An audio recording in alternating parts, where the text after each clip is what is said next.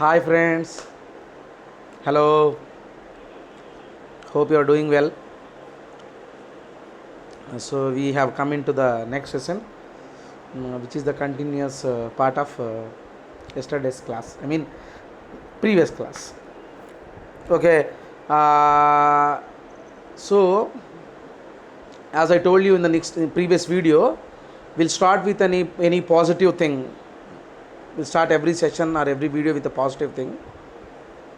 So health is a very precious gift for everybody, because a healthy man can do wonders. Some people have so much talent, but not having proper health. So due to the reason only, they will be in the last row of the race. So okay, so we all have blessed with a good health. So it is our responsibility to it is our responsibility to protect ourselves and protect our neighbors, protect our families. Okay, let's start our session, today's session. So actually, moment of inertia, we are discussing moment of inertia, and moment of inertia is the combination of two words, moment and inertia. We have seen it. And moment of inertia is two types: area moment of inertia and mass moment of inertia. And we have seen the differences too. And this is the basic figure what you have seen in the PPT. Blue colored area, that is the plane, negligible thickness, and this is considered as area moment of inertia. So let's move into the next topic. Let's move into the next slide. In the next slide, if you see, consider a plane area which is split up into small areas A1, A2, A3, etc. So it's a huge area. Let us say area A, capital A. Now cutting that area into number of parts A1, A2, A3, A4. The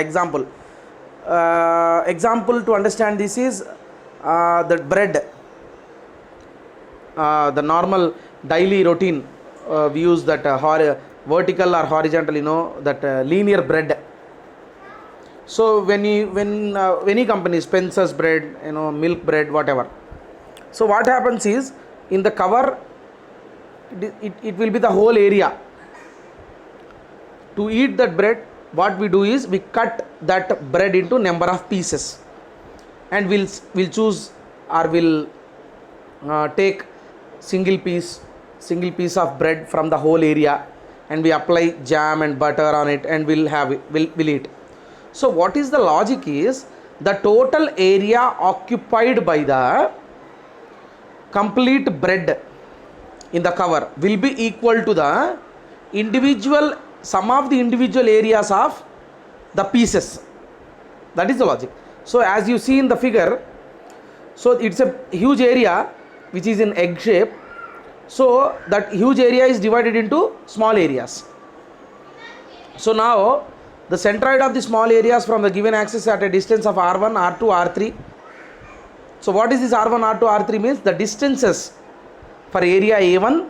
R1 is the distance from centroid of area A1 to the reference axis. In the figure, it is mentioned as given axis. So we have to find out the moment of inertia about axis. If anybody asks you, what is the moment of inertia of this body? What is the moment of inertia of this glass?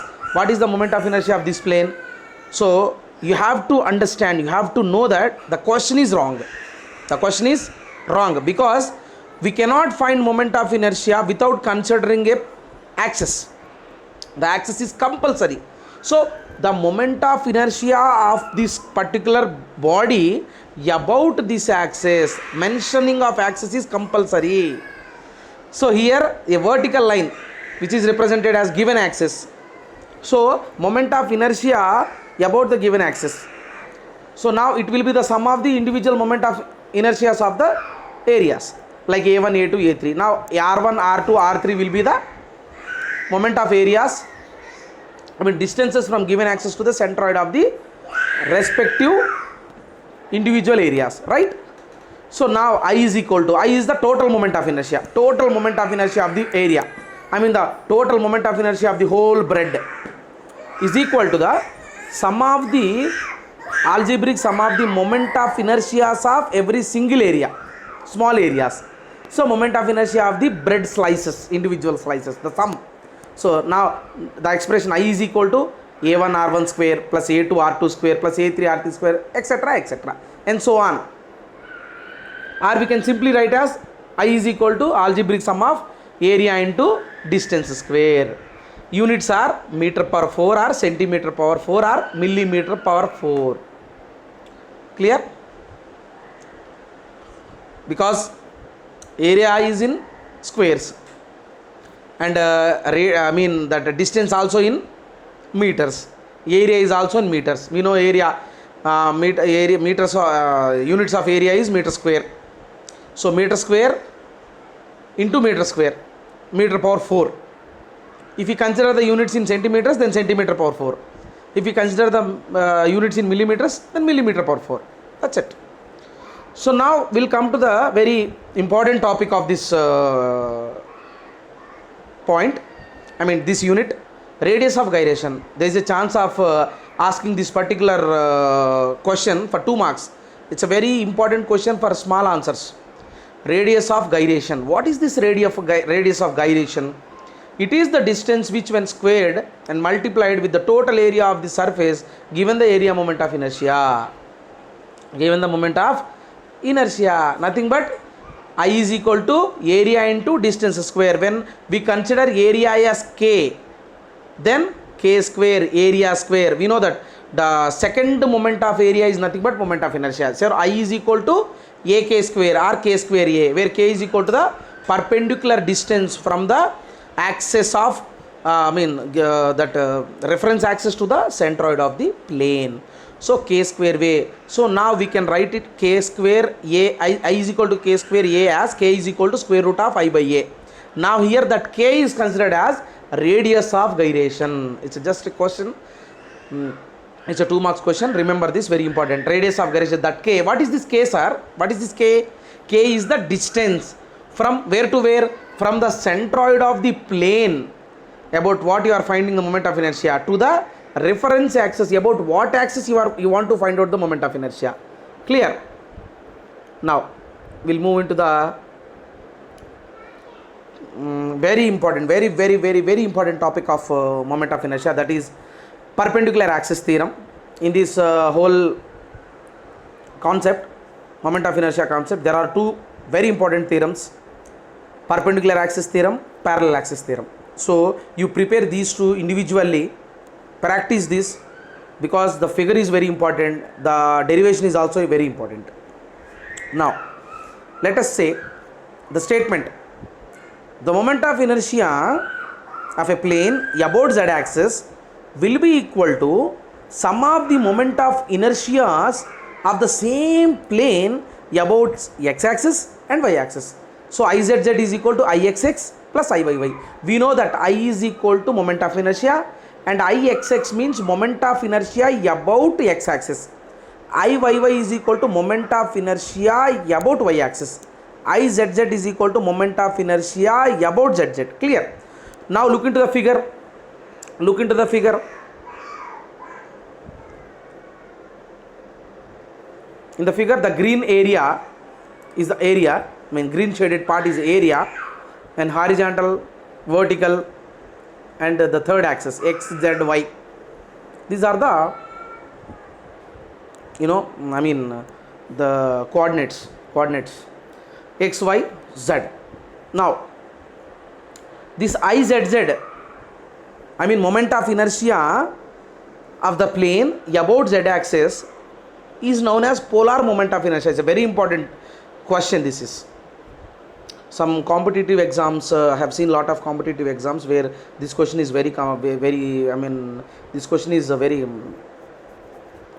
familiar for the people who are who attempt lot of online, lot of these objective type of questions. What do you mean by polar moment of inertia? What is this polar? So polar moment of inertia is nothing but the moment of inertia of the body are plane about z axis, about z axis. Now we have to prove izz is equal to ixx plus iyy, simple. So now we know that ixx is equal to the very initial one. What we have written is, I will show you. This ixx is equal to integral y square dA, iyy is equal to integral x square dA. Remember these two formulas, okay? Now izz will be integral r square dA, clear? So now x is equal to distance of dA from OY axis, I mean y axis, x axis, z axis, etc., etc. Now we know that r square is equal to x square plus y square. So look into the figure. It's very important. Look into the figure. What happens is y and x both are perpendicular to each other, and r is the inclined line which is in between. So if you remember the resolution of the forces, according to the parallaxis, according to that parallelogram law of forces, r square is equal to square root of x square plus y square plus 2xy cos theta, and theta is equal to 90 degrees, cos theta is equal to 0. So simply r square is equal to square root of x square plus y square.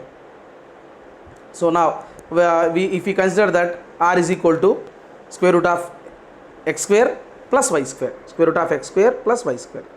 Now izz is equal to, now moment of inertia of z axis, about z axis, izz is equal to integral r square dA, mean distance square into that area. Now we know that r square is nothing but x square plus y square. So substitute in place of r square x square plus y square. Now multiply that area with x square plus y square, I mean take the dA into the bracket, then we will get integral x square dA plus integral y square dA. We know that integral x square dA is nothing but iyy, integral y square dA is nothing but ixx. Now in left hand side izz, in right hand side ixx plus iyy. So hence the theorem is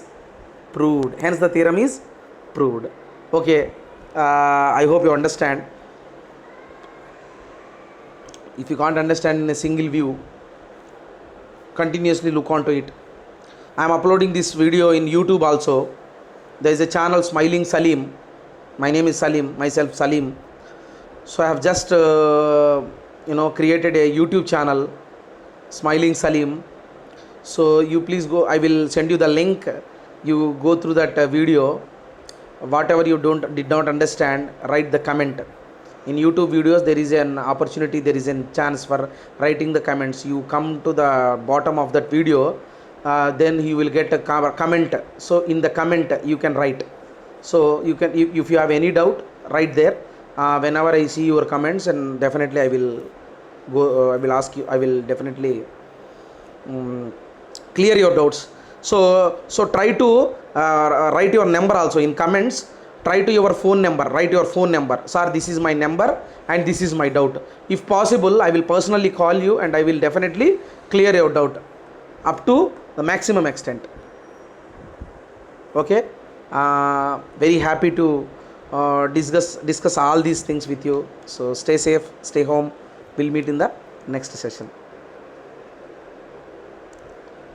Bye.